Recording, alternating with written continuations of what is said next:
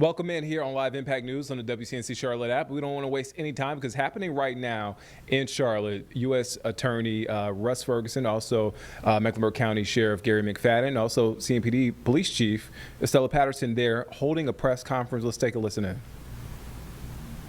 On May 20th. Another one's Tyler Strawn. Mr. Strawn was wanted in 3 states. He was wanted in North Carolina, South Carolina, and Tennessee. So he got around, and like I said, these criminals don't remain in one district or one state. He had 5 felony out warrants outstanding, things like trafficking methamphetamine, trafficking fentanyl. Of course, he had a lot of probation violations, which means he continued to get out of court and continued to commit crimes. And he did everything he could to avoid being apprehended. He dyed his hair. He changed his appearance. Of course, he moved. He changed his location very frequently, and he was found at a motel in Rock Hill, and is now safely behind bars. Now, Rock Hill is not in my district here in the Western District of North Carolina, but we all know Rock Hill is very much a part of the Charlotte community. Our buses run down there. People live in Rock Hill and work in Charlotte. People live in Charlotte and work in Rock Hill. It is part of our community, and of course, criminals go back and forth between the 2 places. And so that's why we took a multi-jurisdictional approach here to get these criminals off the street, and it was a huge success. I want to thank some other people that are not up here that were also pivotal to this operation. The Rock Hill Police Department obviously played a big role here. The Anson County Sheriff's Office, the Cleveland County Sheriff's Office, the Union County Sheriff's Office, the Gaston County Sheriff's Office, the York County Sheriff's Office in South Carolina, the Gaston County Police Department, the North Carolina Highway Patrol, the Asheville Police Department, and the Hickory Police Department. And I also want to recognize the U.S. Attorney in South Carolina, Brian Sterling, because a number of these defendants had venue or cases in South Carolina, and they've taken those cases there so that these people get off the street no matter where they were found or where they committed their crimes. So thank you. I'll now turn it over to DEA Assistant Special in Charge Eric Conaway, who will tell you a little bit more about the drug operation.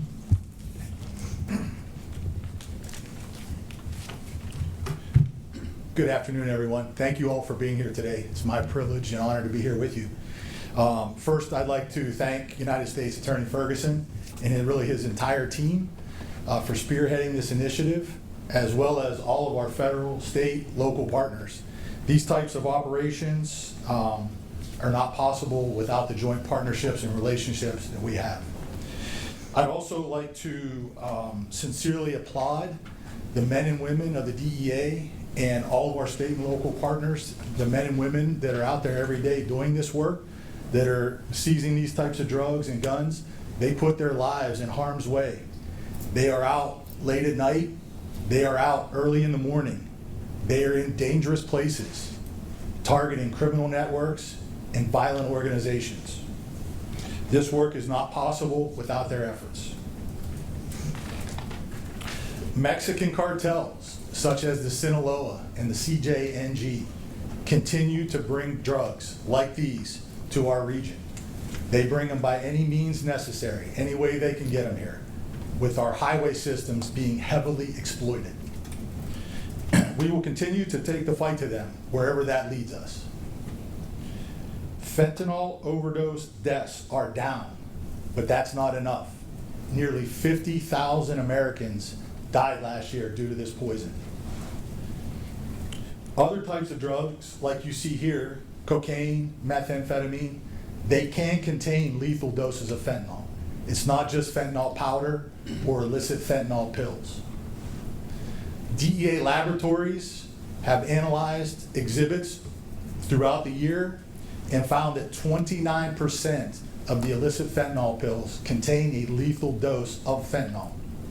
That is down from 76% in 2024. This initiative demonstrates our ability to leverage law enforcement and prosecutorial partnerships. These achievements are not possible without those relationships. We will continue to use every authority and resource available to keep dangerous criminal cartels and violent organizations out of our communities. Today marks the beginning of a national DEA surge effort under the Fentanyl Free America campaign. If you would like more information about any individual drug or its effects, or any specific awareness campaigns such as Fentanyl Free America, please go to dea.gov. Thank you. Next up, I'd like to introduce Special Agent in Charge with the ATF, Alicia Brown.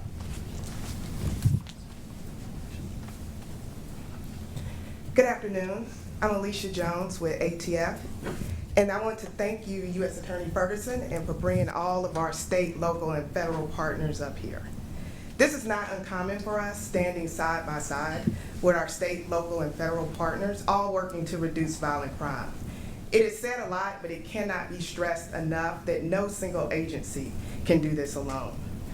Last year, ATF targeted armed drug dealers, trigger pullers in Wadesboro, one of the high crime cities in our area. Also, in that operation, we seized 21 firearms and large quantities of narcotics. In March of this year, we led a multi-agency search and arrest operation in Union and Anson counties that resulted in 18 individuals being arrested, seizing of 14 firearms, and also various narcotics. In cases like these, we look to remove the most violent people on the streets. That's who we're targeting, our armed drug dealers, the trigger pullers.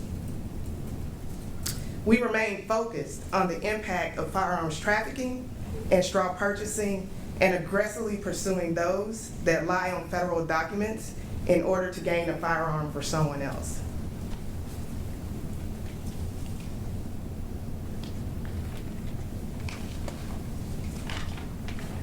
We appreciate the sharing of intel and resources from all of our partners.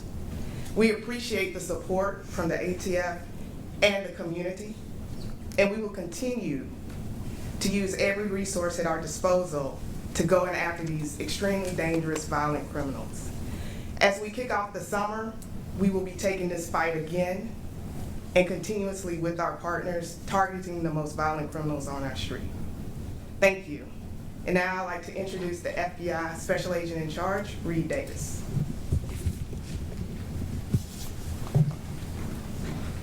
Thank you, SAC Jones. I'm Reed Davis. I'm the Special Agent in Charge of the FBI North Carolina Field Office. The agencies you see up here together, each in their own right, offer amazing expertise and specialties in their areas in fighting crime. But when you combine all these resources together, we offer an immeasurable opportunity to really have an impact on the communities and on violence plaguing these communities. Just last Wednesday, you saw where at the Garden Inn, the FBI arrested 4 individuals using our SWAT teams. The FBI CMPD arrested 4 individuals, and then most recently, just within the last couple of days, arrested the 5th, who had been avoiding apprehension but was found in hiding. The FBI also just recently, as part of Operation Spring Cleaning, arrested 2 individuals that were indicted by a grand jury for trafficking 20 kilograms of cocaine. As you can see from all the drugs up here, in 20 kilograms, as the U.S. Attorney said, we deal in pounds here, about 45 pounds of cocaine removed from the community. In January, just this last January, the FBI announced the creation of a new violent crime task force in Catawba County. And already we're seeing the results of that combined effort with our state and local partners that have resulted in the indictment of an individual, and he has already pled guilty to felony firearms possession by a felon. And this is just the first of many expected to come. So we've determined that there's a need to bring federal charges in these cases, particularly with violent offenders, because as the U.S. Attorney has already stated, in the federal system there is no revolving door, there's no parole. All there is accountability that will hold people and prevent them from returning to the communities in which they preyed upon, offering lengthy sentences and removing these individuals from these communities. And we're going to continue to do so. We're going to leverage these partnerships. We're going to extend these partnerships as much as possible. We're going to share intelligence in real time, and we're going to combine our resources to mitigate these threats at every level throughout each of the communities in North Carolina. These aren't just investigations or statistics of the FBI. We're committed to public safety, and we're committed to these partnerships with all our federal, state, and local partners to increase our effectiveness in the fight against violence. Because protecting the American people and upholding the Constitution are the foundation of the FBI, and your FBI is delivering on FBI Director Patel's commitment to crush violent crime across the country and defend the homeland. And these results are a testament to that commitment by the FBI. So I want to thank you for your time here today, and I want to turn it over to Ben Horton, the Assistant Special Agent in charge of HSI. Ben. Good afternoon, everyone. Thank you for the opportunity to be here and be invited to this. I want to echo the gratitude that's already been expressed by our federal, state, and local partners.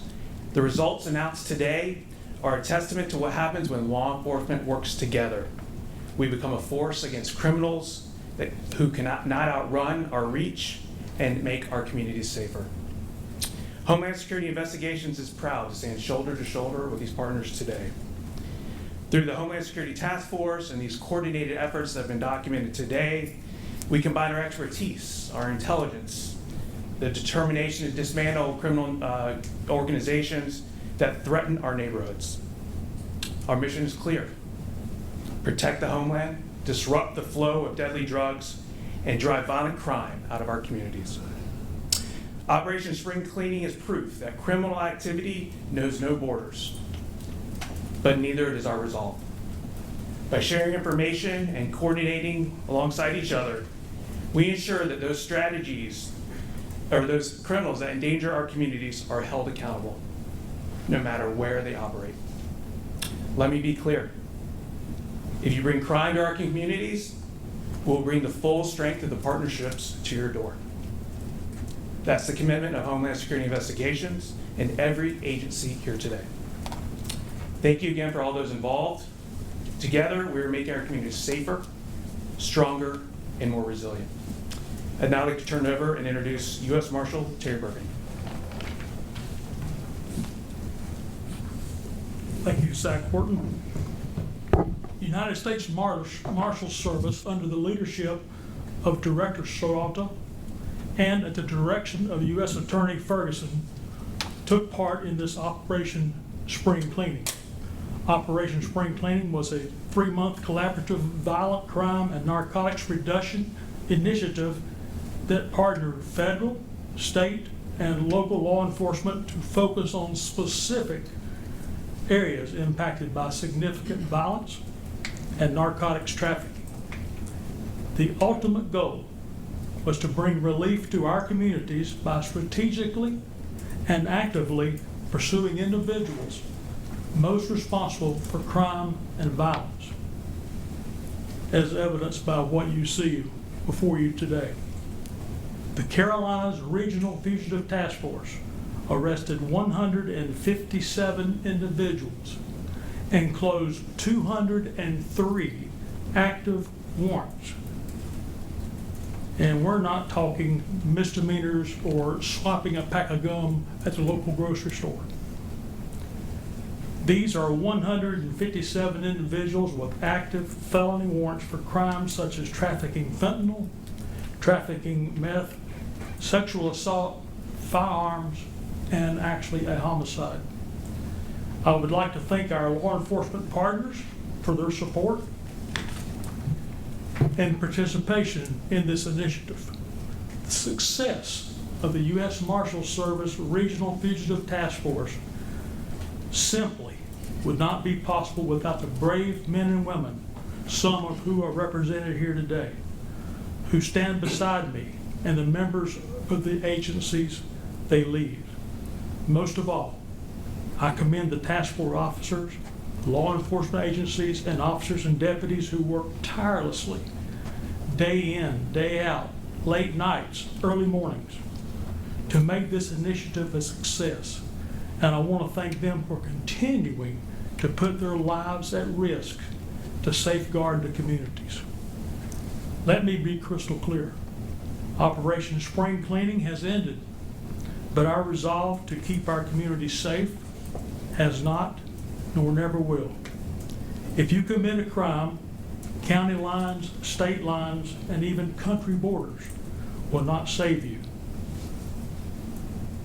There is nowhere you can run or hide. The U.S. Marshal Service will hunt you down, arrest you, and present you in a court of law to face your charges. The U.S. Marshal Service, justice is not afraid. Thank you. I'll turn it back over to U.S. Attorney Ferguson. Well, thank you, Marshall, and thanks to everyone up here. When the Marshal says they work tirelessly in the law enforcement community, that is not a joke. This was a March, April, May operation that went right up to the end of yesterday, seized a significant amount of drugs, made arrests last night, and those defendants will have their initial appearance today, June 1st. So we're happy to take any questions you have. So, yeah. I had a quick question. Jack Chamberlain, Hey, Jack, Charlotte yeah. Observer. There were helicopters at the hotel raid last week, and then somebody posted that there were multiple helicopters this past weekend. Are those CMPD helicopters or one of the agencies here, or were they involved in Operation Spring Cleaning? You want to take it? Yes, we did have we did have one of our helicopters up for that operation. They were part of it. And was that part of Operation Spring Cleaning, the hotel raid? Yes. Yes, the hotel was part of Operation Spring Cleaning, yes. Yes. Any other questions? Hunter? I can go all day, so cut it off. Hunter with Channel 9 here. Speaking of CMPD, Chief, this may be for you actually. I know that we've been at press conferences here and at CMPD talking about the, forgive me, I forget the task force operation that is specifically targeting violent crime in Uptown. Yes. Is some of the results that we've seen from that part of this as well? So you're talking about Operation Safe Season. Yeah. No, what you're seeing here is more of a federal push that the agencies did. When we're doing Operation Safe Season, we have had the FBI alongside us with us, but that has mostly been state and local agencies working together, looking at crime in our Uptown area particularly, but we have also spread that to other parts of our city as well. Yes, Attorney Ferguson, we've seen some of what I would say are similar to Sour Patch bags. Yeah. Can you explain what that is? And it looks like it would be targeting younger kids, if anything, but what was found in those? Yeah, that's a huge concern of mine, is those. And you can see right there on the screen, they look professionally packaged. I mean, this looks like something you would buy in a gas station. It's really more of a trade name for a drug dealer. Most of those products are marijuana products, but as you can see, these are targeted toward young people. These are things that young people go and buy at the gas station, at Walmart, and things like that. And I'm very concerned about that. There's some new studies that show if you take marijuana at a very young age, it can contribute to schizophrenia later in life. And we've had a number of violent cases here that are committed by schizophrenic people. It leads to crime sometimes. And some of these are marketed to young people as helping them sleep or helping them study. I mean, marketed to good kids, not kids trying to go get high and eat Doritos all day. And so those are a major effort of ours and a huge concern of mine. Anything else? Mr. Conaway, I have a question for you. You had brought up the potential impact or disruption that this can or has made on cartels kind of sending their stuff up. I know we put it in poundage, but what is the impact? Are these street-level drug dealers that this went after, or is it larger, more sophisticated operations? I think it's a combination of both. Particularly when we target, maybe a larger scale seizure, that's going to have an effect with the direct transportation mode from the cartels. And then when we take it off the street, that obviously has a huge impact. That's not going into our community. So the distribution level, the retail level, it's not making it there. So that's our goal. Thank you. You're welcome. Hunter, let me make a point of clarification when I talked about Operation Safe Season. We started with that and then we moved. All right, so that press safe. conference underway there, hearing comments from just now CMPD Chief Estella Patterson, also U.S. Attorney Russ Ferguson. So we're going to take a break. They're taking questions right now. We'll be back here in just 2 minutes here on Live Impact News on the WCNC Charlotte app.